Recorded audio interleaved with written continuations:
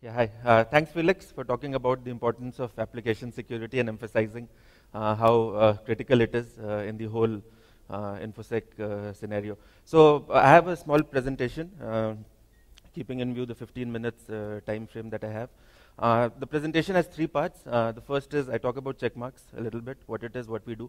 The second part is about the challenges that the CISO community is facing when it comes to application security.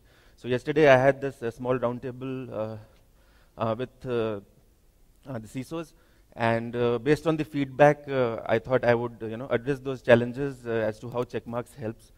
And the third part is I talk about a small survey which was done by AppSec Labs on mobile security and the state at which it currently is.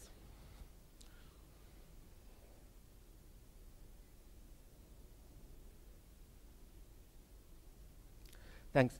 About us, we are a 10-year-old company. We have a presence in India for the last 1.5 years, headquartered in Tel Aviv, Israel. We do only application security. We have two products. One is SAST, that is the static application security testing. The next one is RASP, which Felix also spoke about, and that is the future of application security.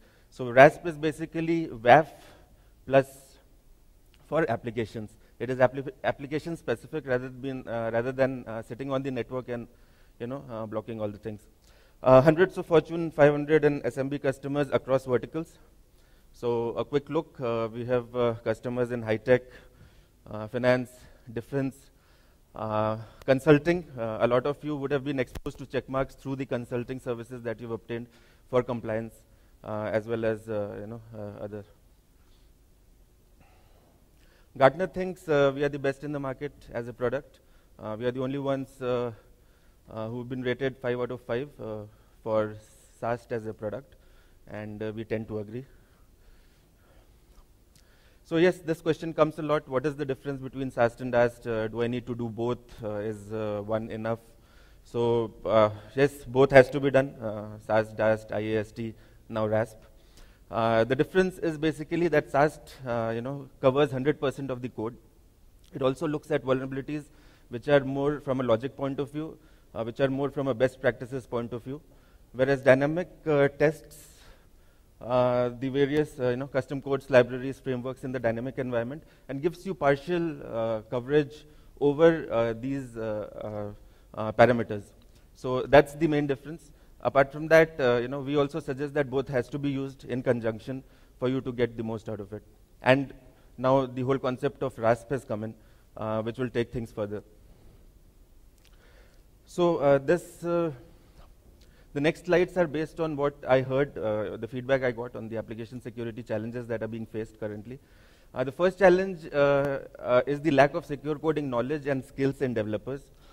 This was the most prominent problem which was spoken to me about, that the security manager and developers, they have different agendas altogether.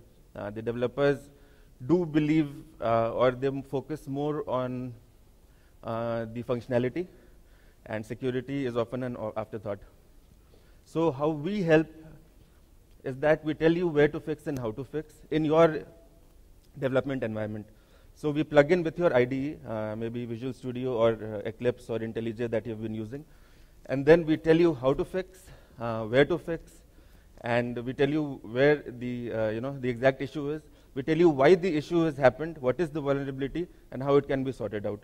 So we give these information to the developer itself, and we give them the power to kind of fix the code as they are writing it, because we scan raw code. We don't scan binaries or exe, so you don't have to wait till the end to have a compilable application to kind of test it. The second number is there are multiple applications, multiple builds. There's always a difference between the security team and the number of developers. So what we suggest or what we do is we kind of automate the process for you, not only the testing, but the entire SDLC. So we integrate with your source repository, we integrate with your build management, we integrate with your bug tracking systems, we integrate with your third-party dashboards like Sonar and ThreatFix. These are out-of-the-box plugins that are available. You can, for example, automate your build management process For example, at the end of the day, if your application goes for a build, so Checkmarx can automatically scan it and give the report back. It can accept the build or reject the build based on the policy that you've set. So, it kind of automates the process and helps integrate the security as part of the SDLC. Perceived lack of budget. So, this is the research done by Ponemon Institute. So, it says, as the earlier you fix your bug, the less time, energy, and money you spend on it. It's almost 1% of the cost. So, Checkmarx solves your bug at the development stage rather than for you to wait till the last moment and when it goes into production and other people find out that there is a vulnerability. Legacy applications is a challenge. Applications that you've already developed, they use different languages. So we support a variety of languages, 18 to be precise. We have the Android, Apple, HTML5, Windows Mobile covered. We also support frameworks like PhoneGap. And for the legacy applications, we have C++, Java, C, everything, all's covered. So your new applications which are being developed as well as your old ones all are covered with Checkmarx. So I move on to the report. It's a survey conducted by a company called AppSec Labs. It's an Israeli-based company which is into penetration testing and security services around applications. This is a recent report. It's November 2015. So what they did was, they tested a lot of mobile applications across verticals like banking, utilities, gaming, and retail. And the tests were conducted over a period of time. And the goals were to find out how safe are the mobile applications. Have we learned something with our experience in the web development, which we have been doing for a long time? And what are the prominent type of vulnerabilities? And what actions can be taken? So first, few bits of information about mobile apps. Its importance, everyone would agree that business is looking at new channels to increase business, to create more touch points with the customers. So the mobile first approach is there, and the velocity at which the apps are being developed and put onto the app stores are phenomenal. How many do you have? We all have many applications installed across operating systems. So any guesses on what is the average number of, worldwide average on the number of applications that are there on an average smartphone? Any number? 1535, okay. So the worldwide survey says there are on an average 26 applications on an average smartphone.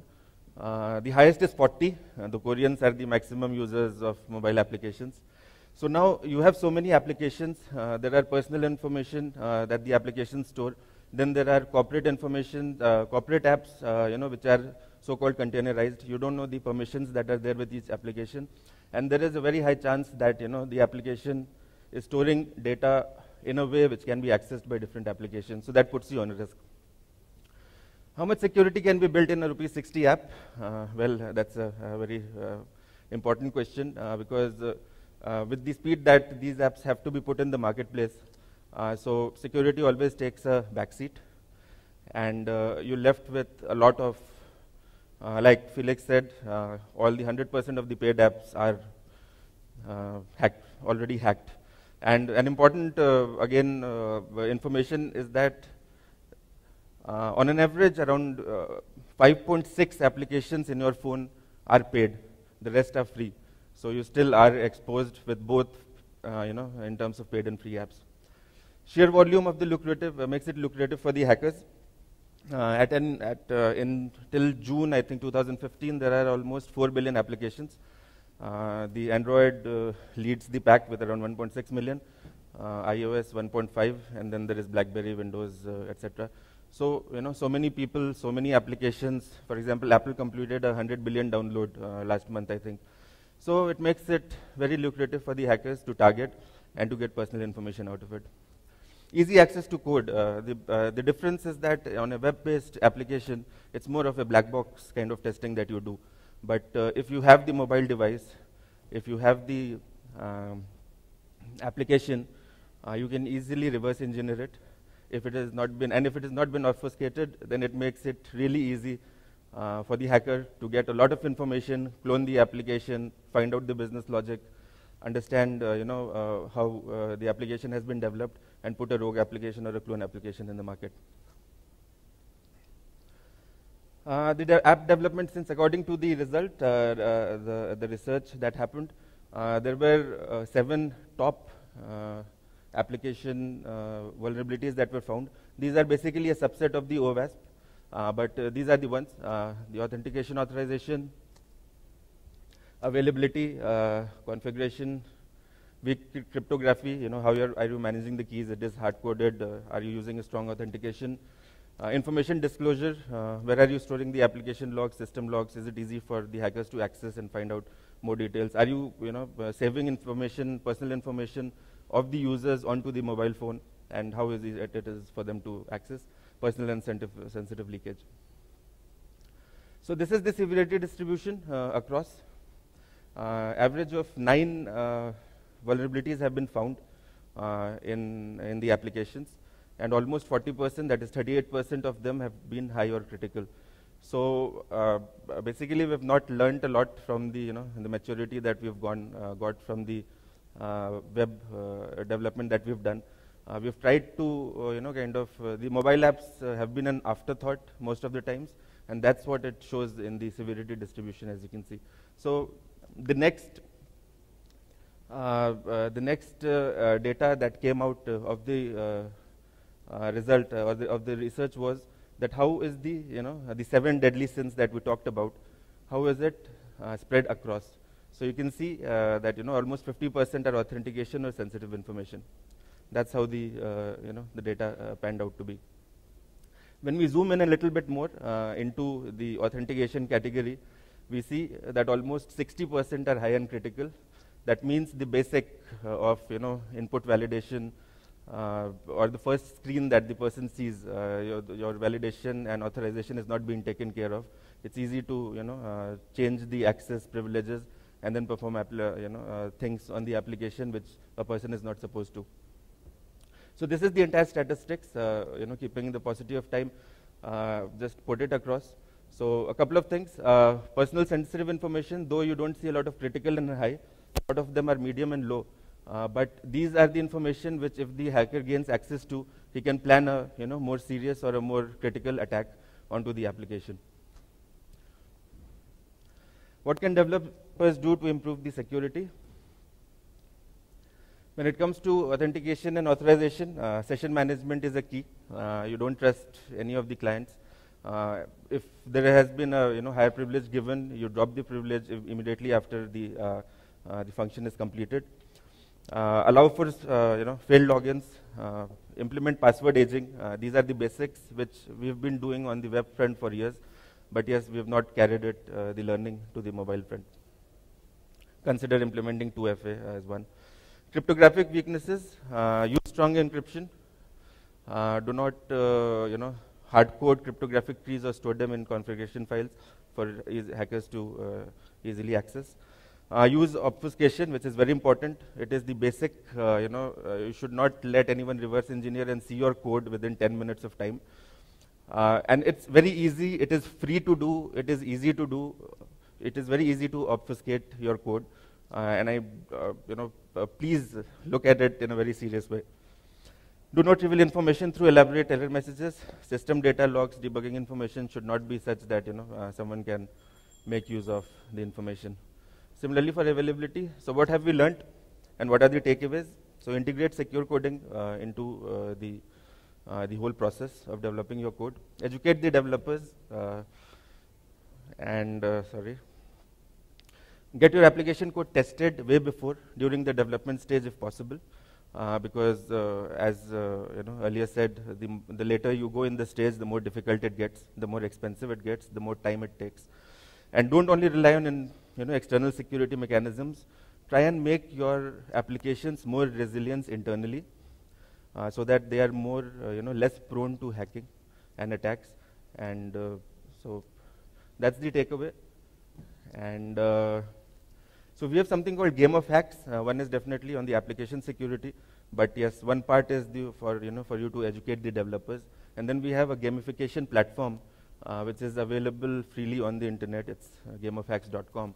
So you can go there, you can simulate, gamify the vulnerabilities, and ensure your developers learn coding or best practices in a more fun way. That's it for me. So I'll be on the floor. Any questions, or if you want to take a look at what we do, how we do it, I'll be happy to help.